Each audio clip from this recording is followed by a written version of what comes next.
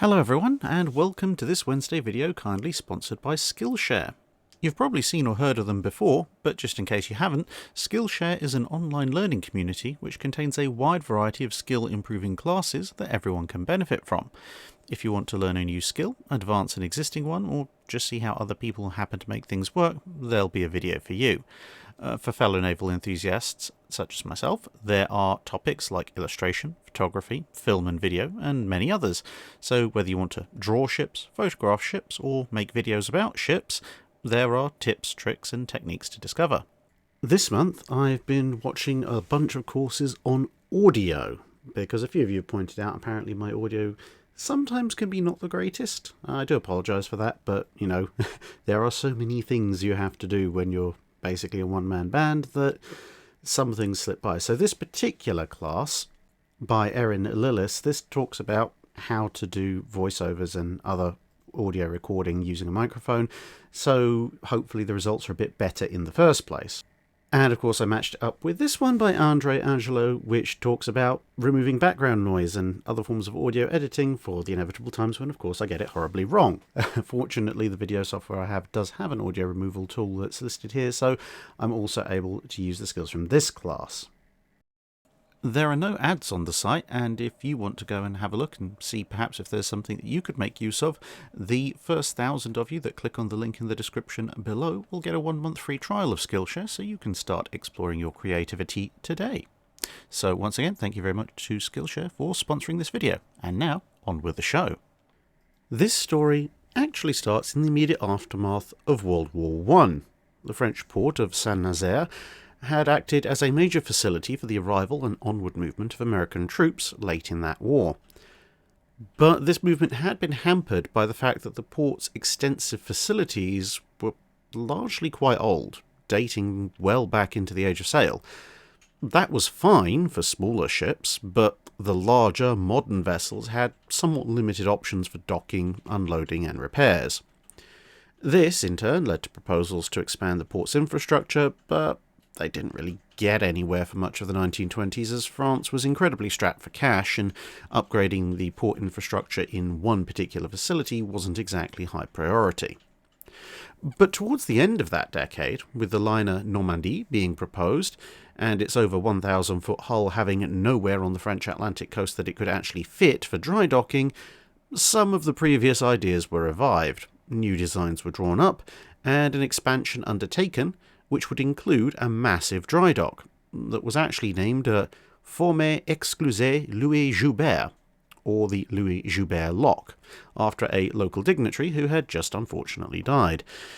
The designation of lock rather than dry dock was also technically correct, as it had gates on both ends that connected to water, as opposed to a dry dock, which tends to have one gate at one end and solid mass at the other, unless it's a floating one. But regardless, to the rest of the world, however, it would be rather originally dubbed the Normandie Drydock.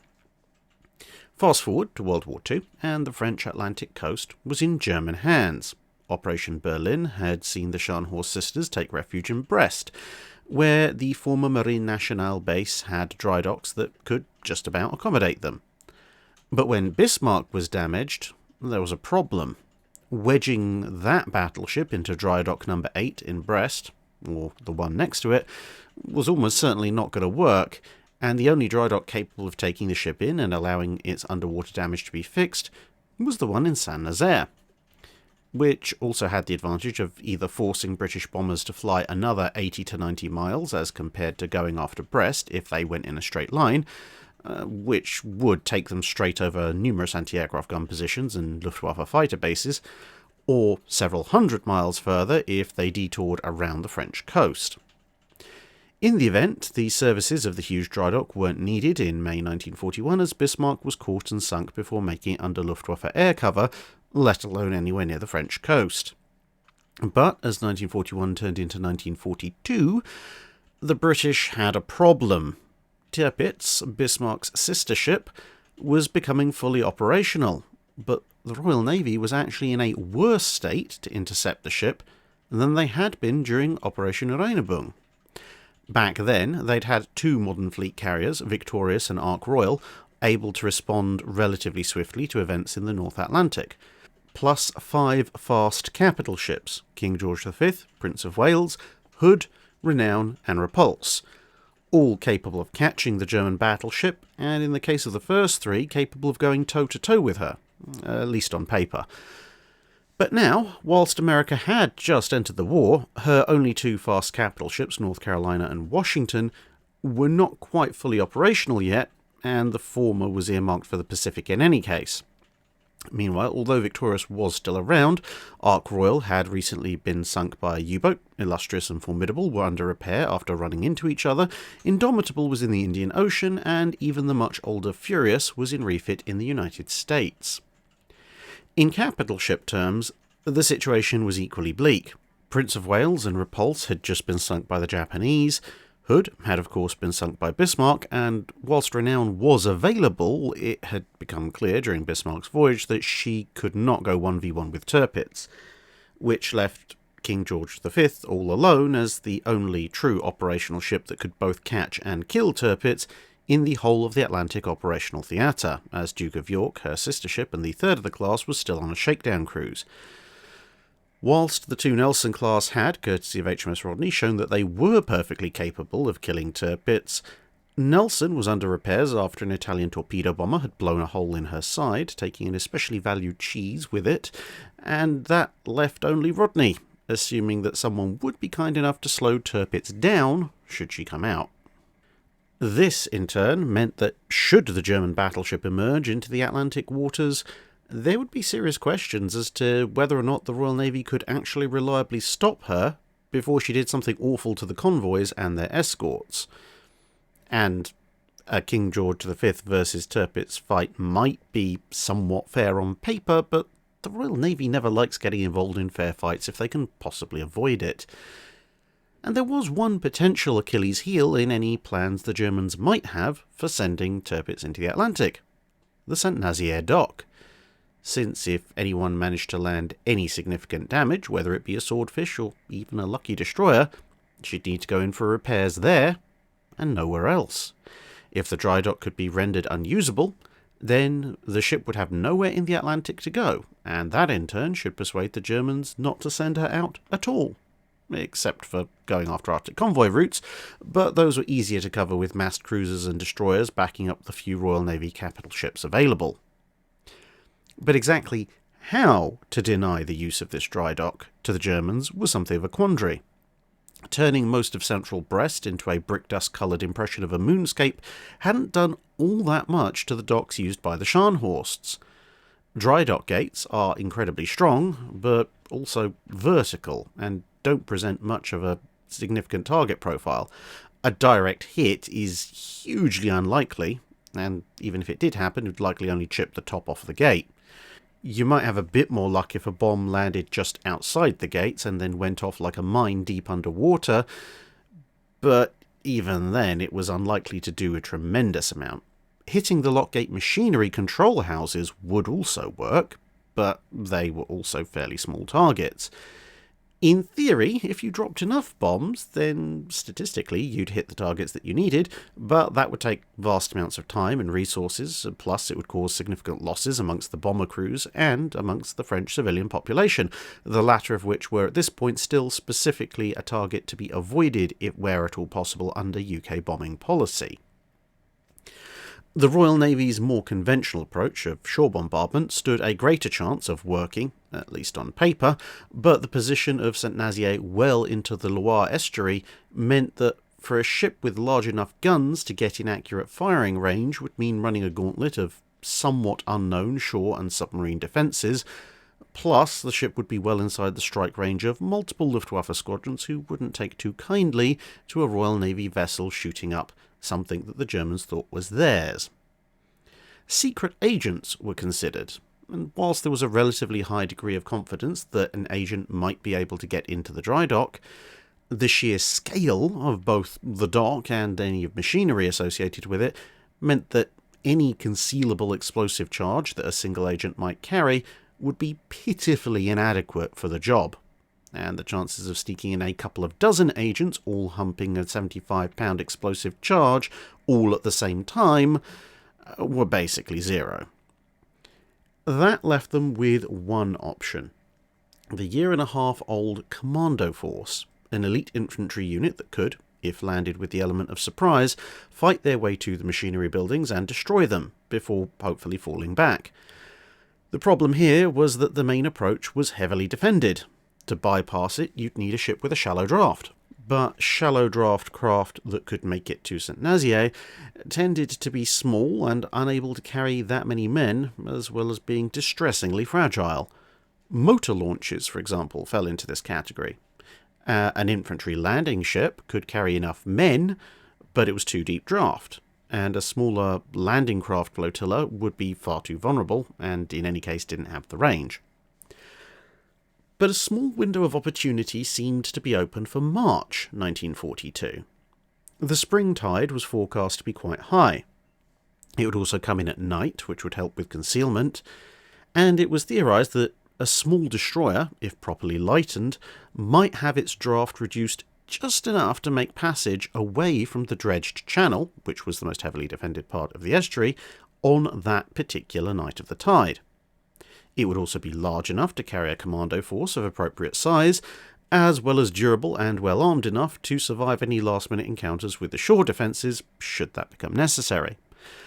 But whilst this force could certainly take out the machinery, and anything else that might be of interest nearby, such as the local defence headquarters and various gun positions that would be very usefully silenced if they wanted to escape, breaking the lock gates themselves would be another matter.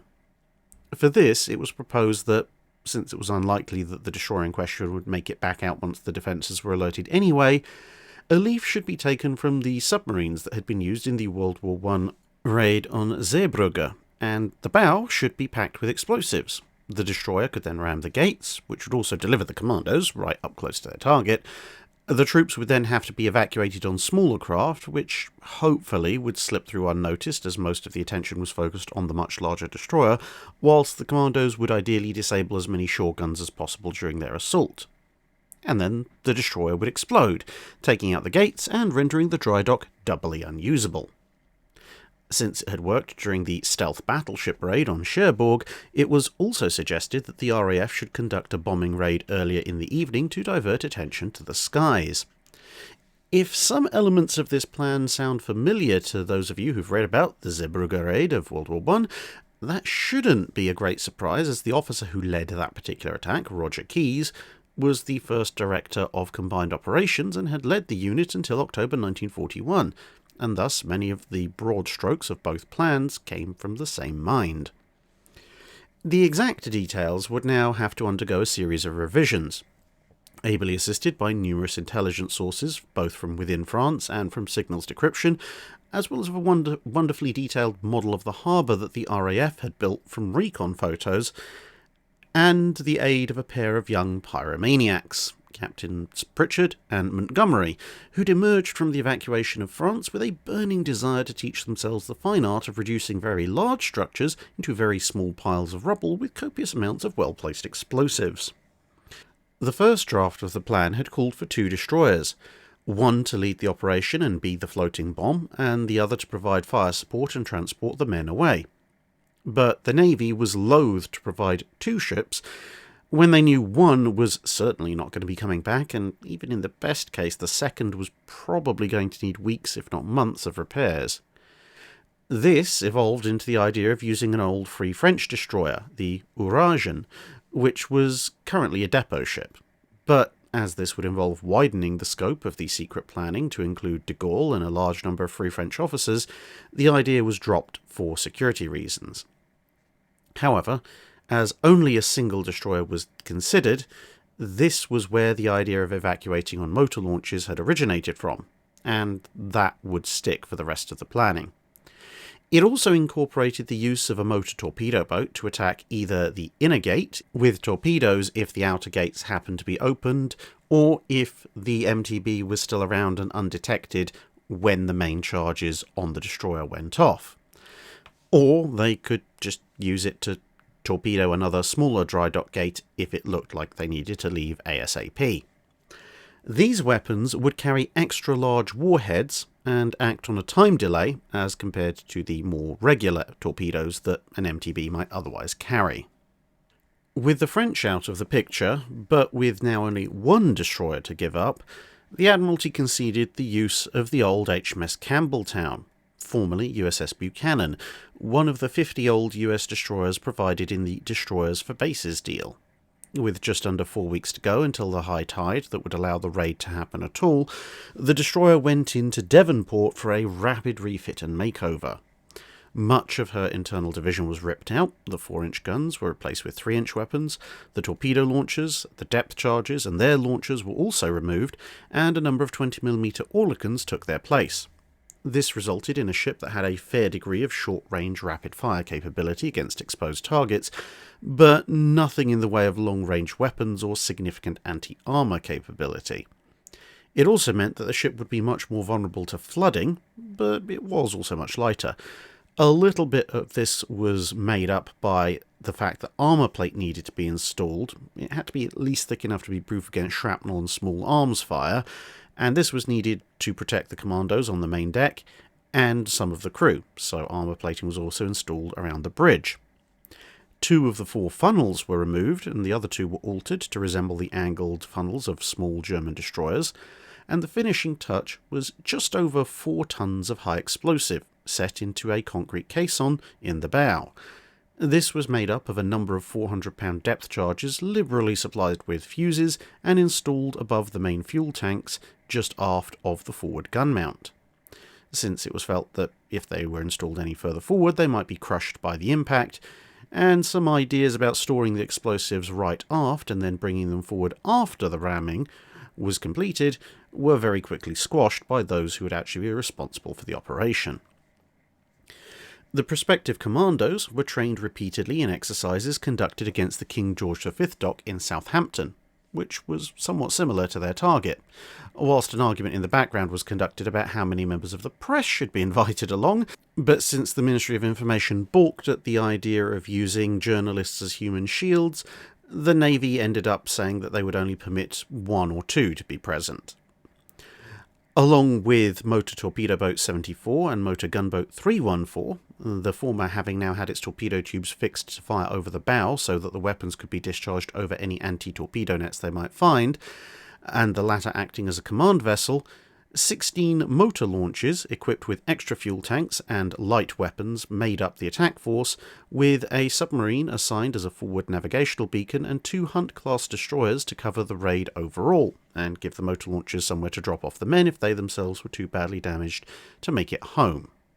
The motor launchers were fitted with additional 500-gallon fuel tanks so that they'd have the range to make it to St Nazaire and back, although there were some fairly strict instructions to use the fuel in the tanks first rather than the fuel in their main tanks, and then fill those tanks that were on deck with seawater, because it was appreciated that putting a 500-gallon fuel air explosive bomb on your back was probably not conducive to long-term survivability if you happened to come under automatic weapons fire. Although, as it turned out, there would still be a fair amount of fuel in some of the motor launchers' tanks when the defences ended up engaging the raiders, with some fairly predictable consequences. But speaking of the defences, the Germans had just over 2 dozen heavy guns, just under 4 dozen anti-aircraft guns, as well as searchlights, a destroyer, a minesweeper and a trawler, all assigned to the permanent defence of St Nazaire. And of course, some of the heavier anti-aircraft guns could, in a pinch, be used as anti-surface shore defences as well. Plus, whatever transient coastal craft, minesweepers, torpedo boats, U-boats and other such craft might happen to be in harbour at the time. Although most of these latter craft, in normal circumstances, might not be able to make themselves ready in time to repel an attack, assuming that surprise was actually achieved, but they also might well be in place to block any attempt at an exit. Nonetheless, the small fleet headed out at 1400 on the 26th of March 1942. Along the way, they would encounter 2 French fishing boats, taking the crews prisoner before sinking the boats themselves in order to preserve the secrecy of the operation, as they were concerned that some of those boats might have a wireless aboard, and there might be a Gestapo or similar agent who might report their position. The Admiralty thought that some German coastal forces might be active in the area. They were technically correct, and so they sent out another couple of Hunt-class destroyers to join up with the flotilla later in the afternoon after the main fleet had sailed. Although, as it turned out, they wouldn't actually rendezvous with the flotilla until after the actual raid itself was done. Nevertheless, the 26th turned into the 27th as the force swung west of the French coast, and they spent most of the 27th heading approximately east into the upper reaches of the Bay of Biscay. Early in the morning of the 27th, they were sighted by U-593, a brand new U-boat that had been damaged and was making its own way back to St Nazaire for repairs after its maiden voyage. After a while, the surfaced U-boat, which wasn't sure if the formation it could see in the darkness was hostile or not, was spotted by the British flotilla, and the two destroyers plus Motor Launch 298 and Motor Launch 446 raced over to sink or suppress it. They also spotted a few French fishing trawlers, and HMS Atherstone, one of the two Hunt-class destroyers, broke off to go and deal with them. The U-boat, on the other hand, fired two recognition flares at the Tyndale, the other destroyer. The first flare got no response. The second was replied to with 5 long flashes from the Tyndale's searchlight. Mainly, this was to try and delay the U-boat, but by sheer good fortune, Kriegsmarine practice at the time was to give long flashes on the signal lamp if it wasn't possible to return a recognition signal. This lulled the U-boat into a full sense of security and gave the destroyer a chance to close to gun range and launch an attack. The submarine then crash-dived and tried to fire its aft torpedo tube, but the tube had been damaged in the attacks that had sent it home in the first place, and all that accomplished was flooding a tank with enough water to counterbalance the lost weight of a torpedo that was now refusing to budge and be lost. Thus, out of trim, and despite the crew's best efforts, the submarine then popped back up to the surface. One of those on the Tyndale recalled, "To our amazement, the U-boat surfaced slowly, stern first, and lay stopped beam on to Tyndale and ahead of her bow. It would have taken only a couple of minutes full ahead to ram her, but instead we stopped quite close with the U-boat to our port bow and under fire from the pom-pom and small arms. She was too close for the main armament to bear. The U-boat's stern rose up to an angle of 45 degrees, her propeller turning slowly, and remained at this angle as she slid beneath the surface. On the surface itself, Tyndale was so near the submarine that she could not drop a full pattern of depth charges without causing herself serious damage. She may have fired 2 depth charges from her side traps over the disturbed water where the U-boat had dived, but the destroyer would not have been doing more than about 10 knots. It was then, I think, that the Aztec was damaged. Tyndale then turned away from where the U-boat had dived to work up to a safe speed to fire a full pattern of depth charges, returning at about 20 knots when a full pattern was dropped on an estimated position for the U-boat without help from the damaged Aztec. U-593, as it turned out, had dived again and escaped the depth charges. Atherstone turned up and was also unable to find the sub, which stayed hidden until about 1400 that afternoon, upon which she delivered her report of a British force presence. But critically, her captain thought the force was a collection of mine-laying craft heading west, which resulted in the 5 torpedo boats that the Admiralty had heard about being sent to patrol north of St Nazaire along the usual approaches to the Loire estuary, instead of heading out to intercept the flotilla in its actual position. The French trawlers that Atherstone had gone after had been left alone, as they hadn't seen the entire British formation, but around noon others were spotted from the main formation, and it's 2 of these ships that would be boarded and then sunk. Becoming bored below decks after almost 2 days at sea, some of the commandos began to entertain themselves building sandwiches with such unlikely fillings as soap, toothpaste, or hair cream, and then trying to get unsuspecting comrades to eat them. Slightly dodgy food aside, night fell, and just after 2100, the attack force split, with the covering forces, i.e. the 2 destroyers, remaining out at sea, and the strike force heading in. The motor launches forming 2 columns, with the motor torpedo boat at the head of one and the motor gunboat at the head of the other, with Campbelltown in between, raising a German naval ensign as a ruse de guerre to strengthen the impression of her being a German ship to anyone who might spot her. At this stage, Motor Launch 341 developed engine difficulties and, after having transferred her commandos, had to turn for home as she was unable to keep up with the rest of the formation. At 2200, they passed HMS Sturgeon, the submarine that had been sent ahead of them to act as the navigational beacon. At 2330, RAF bombers appeared over the town, although the target was obscured by cloud and thus only a few bombs fell, as they were under orders to only drop bombs if they could see a valid military target. Paradoxically, this caution had a disproportionate effect, as the lack of significant air-dropped explosives compared to the number of bombers that they could hear above them convinced some that a parachute landing was being made outside the town, focusing attention in exactly the opposite direction to the incoming ships for a while, although it also meant that the entire port went to high alert, which turned out to be something of a two-edged sword, as it meant the shore defence gun crews and the various ships' crews, both of the permanent guard ships and those who were just in port for the moment, were ordered to their posts, whereas under air attack alone, they most likely would have remained in their shelters. At midnight, the attacking ships began to pass over the shallow area of the Loire estuary on the high tide. Campbelltown actually touched the seabed twice, but managed to extricate herself both times. Surprise seemed to have been achieved, and they were on schedule for their 0130 appointment with the Drydock.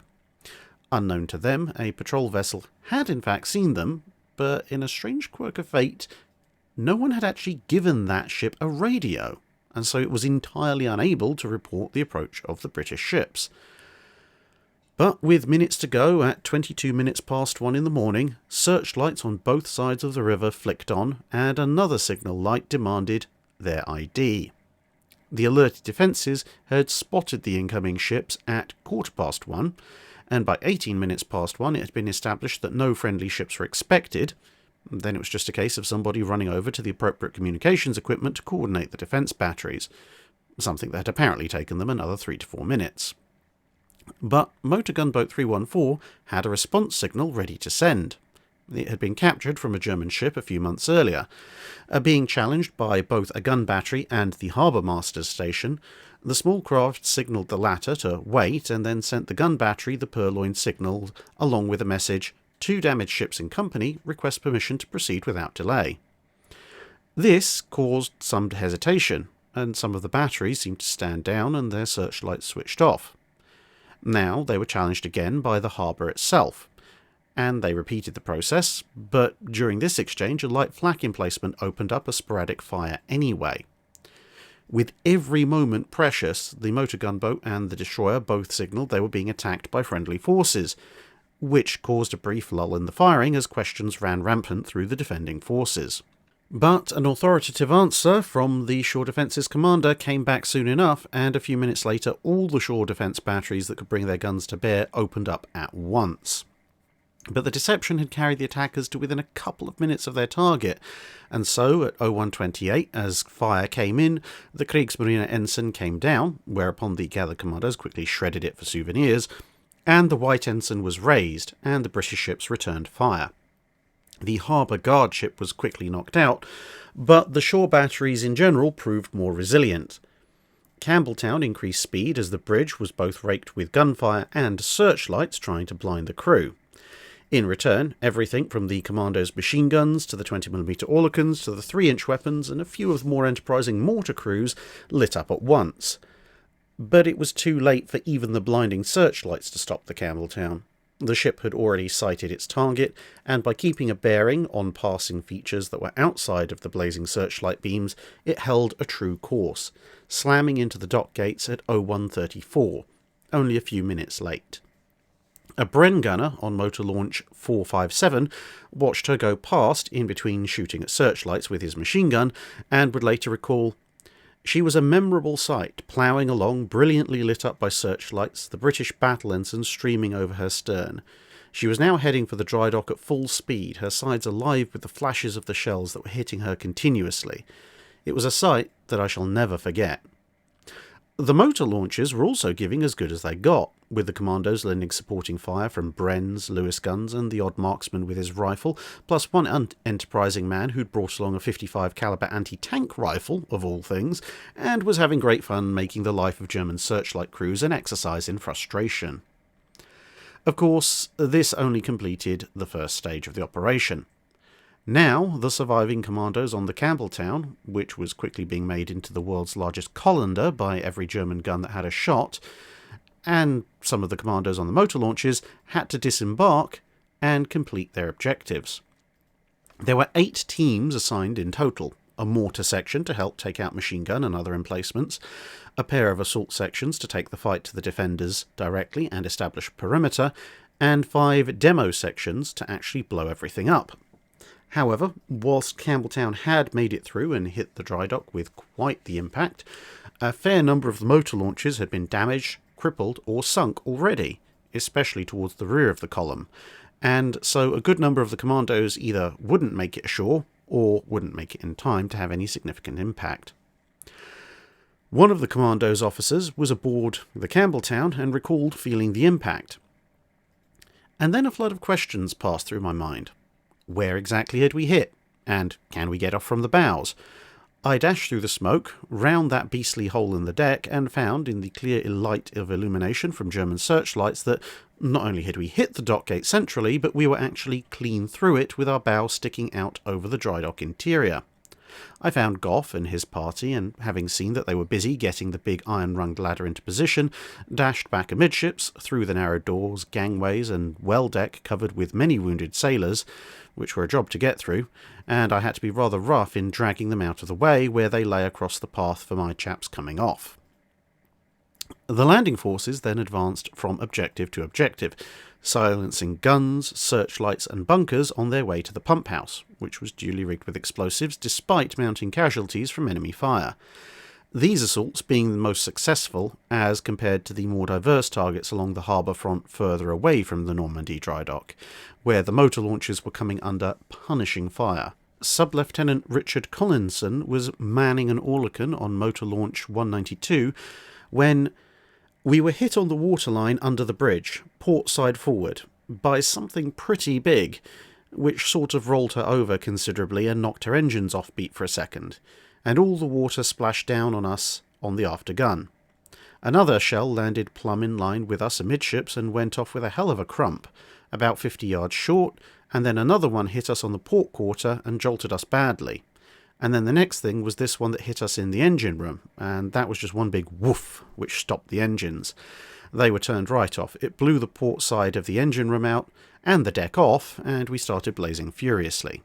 Small groups of commandos who did make it ashore in these areas did the best that they could, but arriving in small groups, often having lost equipment, having to swim, and with men being picked off all the time, there was little they could do, although some would survive improbably nasty injuries, with one lance sergeant being shot through both lungs, but simply slipping into unconsciousness when a friend gave him a morphine injection and later waking up in hospital wondering what had happened. The winding houses would be rigged for demolition as best they could be, and with as many of their objectives complete as possible, the remaining commandos began to realise there weren't anywhere near enough motor launches left intact to evacuate by, although some men from Campbelltown had managed to board the motor gunboat when it came by to ensure that the ship was stuck fast, as well as motor launch 177, which had shown up a little bit earlier. But by this point, any motor launch that came close was going to be torn apart by the alerted defences. Unfortunately for all involved, motor launch 177, badly overloaded, would be sunk on her way out of the harbour by the more distant shore defences. The action around about this time was recalled thus by one of the commandos involved. We moved up on the dockside and I noticed Fife had rather heavily laden with rifle and wireless set, so I took his rifle, my own having been blown to fragments on Campbelltown. Cheetham, 10 yards ahead, stopped us and we stood in the shadows and watched the crew of the ships in the dry dock running aboard. All this time Fife was trying to contact HQ on his set. The call droned on, with pauses for Fife to say, "No reply, sir, can't hear a sound." All through our movement, Fife continued his efforts to establish communication, and certainly it was through no fault of his that we failed to do so. Soon we reached the inner Drydock gate and onto the bridge at M to see if I could get reports of progress. Fire of all sorts was pouring from the high buildings on the other side of the basin, and the dock road seemed light as day. I saw a lone figure under a deserted wooden gun tower, Mickey Byrne. He reported that he alone of his force had managed to get ashore and asked me if I had seen Morgan Jenkins with his protection and demolition party, who were to have blown this bridge. I knew nothing of their progress. Mickey said, "I'll wait a little longer for them and then rejoin." We pushed on toward the bridge at G, and I took Cheatham's place in the lead. We tried to get along the dock road parallel with the St Nazaire basin, but every time we moved we were fired at by gunners on the ships in the basin. So we doubled back and tried to get round the buildings. 12-foot walls barred our way and time was flying, so I decided to chance the basin road again. Bunching together, we ran and dodged from cover to cover and managed always to keep one jump ahead of the machine gunners on the ships. They always fired at the place that we had just left. Therefore, the commandos still left ashore resolved to try and fight their way out of the town, and from there make their way to somewhere they might be evacuated from. But the garrison managed to cut them off and surround them, and the fighting ground the advance to a standstill before the commandos ran out of ammunition, and for the most part were forced to surrender. 5 men who managed to get separated in all the chaos and found themselves in the open air of the countryside would make their way across most of France, over the Pyrenees to Spain, and eventually back to the UK. They would be the only ones to succeed in doing this. Out at sea, the motor torpedo boat had managed to torpedo the old lock gates, since the seaward gates of the primary target had not yet been breached, and was then ordered to withdraw. But it would be hit and sunk when it stopped to pick up survivors of a motor launch that had already been sent to the bottom. Motor Launch 306 ran into the German torpedo boat Jaguar and engaged it in a somewhat one-sided fight that nonetheless only ended when the motor launch was boarded and Sergeant Durrant, manning the aft machine gun, was rendered physically unable to keep firing as a result of several mortal wounds. Out at sea, the Atherstone and Tyndale spotted 4 of the 5 German torpedo boats, the other one being Jaguar, which were belatedly on their way back, and Tyndale engaged them in a 10-minute gun duel that, surprisingly enough, ended with the numerically superior Germans having turned away, which afforded the British ships the chance to then pick up casualties from the returning survivors, which, at the time, totalled the motor gunboat and just 2 motor launches. But with an increasing number of Luftwaffe aircraft showing up, it was decided to scuttle the small craft and head home at top speed, even as the destroyer's anti-aircraft guns and a mixture of RAF and Coastal Command aircraft, which could now operate in the early dawn light, fended off opportunistic Luftwaffe attackers. As it turned out, 3 more motor launches from the attacking force had survived, for a grand total of 6 out of the 18 small craft assigned to the mission, or 7 if you include the one that had to turn back beforehand. These 3 showed up at the rendezvous a little later, but after waiting for a few hours without any sign of the destroyers, which had of course already left, and having shot down a Junkers 88 and damaged a large seaplane that had come to attack them, they decided to make their own way home at 10 o'clock that morning, which they would succeed in doing. It just took them a little bit over 24 hours. Meanwhile, back at the Drydock gates, the fuses aboard Campbelltown were supposed to have gone off at 4:30 in the morning, and numerous fuses had been set to ensure that this happened. But as the sun rose, the battered shape of the destroyer was still there, and the Germans began clearing up the debris and casualties from the night's activities. Prisoners were being interrogated, propaganda films were being made, and the ship was being searched. And possibly thanks to the concrete, or the damage to the bow, or the flooding that had resulted, nobody noticed that several tons of explosive were still sitting there, and so a tour group of high-ranking officers and others was organised to have a look at what appeared to be the failed British attempt to put the dock out of action. One of the prisoners was in the process of being told in his interrogation that the damage wouldn't take long at all to repair, when around noon the bow of the destroyer, the dock gates, the tour party and several hundred others in the immediate vicinity all vanished as the ship's explosive payload detonated, sweeping the remainder of the ship into the dock on a tidal wave of water. The dock was out of action for the rest of the war. Indeed, it wouldn't actually be back in service until a couple of years after the war ended. Although the breach itself would be sealed and the dock mostly pumped out again a few months later, this was only possible to do by physically sealing the seaward gate with a solid embankment, which rendered it impossible for any large ship to use the dock and put paid to any thought of sending Tirpitz into the Atlantic, even if the deteriorating state of the Kriegsmarine's fuel supplies would have allowed that to happen anyway. There was another knock-on effect of the assault. The fact that it had succeeded prompted a renewed set of works on the Atlantic Wall, diverting a huge amount of labour, tens of thousands of tons of concrete and steel, many anti-aircraft guns, machine guns, and batteries of heavy artillery, all in the aid of constructing thousands of bunkers, almost none of which would ever see any action. But all of this came at a very high cost. Just over a third of the 612 men involved actually made it back. 228 over the 2 days after the raid, and the 5 commanders who took the long route via Spain. 169 men were killed, and another 215 were captured. Fortunately, this all happened half a year before Hitler's infamous Commando Order, which directed that Allied special forces were to be shot on sight immediately, regardless of if they surrendered or not, and so the majority of those taken prisoner would eventually survive the war. The operation would result in the award of 5 Victoria Crosses, 4 Distinguished Service Orders, 4 Conspicuous Gallantry Medals, 5 Distinguished Conduct Medals, 17 Distinguished Service Crosses, 11 Military Crosses, 24 Distinguished Service Medals, and 15 Military Medals, in addition to 4 men who were awarded the Croix de Guerre by France, and another 51 who were mentioned in dispatches. That's it for this video. Thanks for watching. If you have a comment or suggestion for a ship to review, let us know in the comments below.